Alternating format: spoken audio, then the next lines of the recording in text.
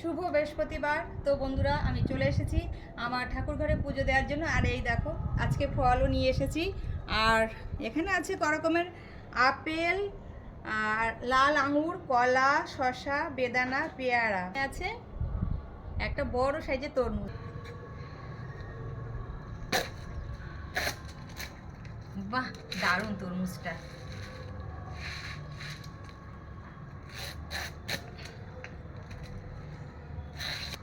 বাইরে কাটলে হয় কি, জলটা ভেতরে পড়ে না, আবার পুষতে হবে, অনেক ঝামেলা।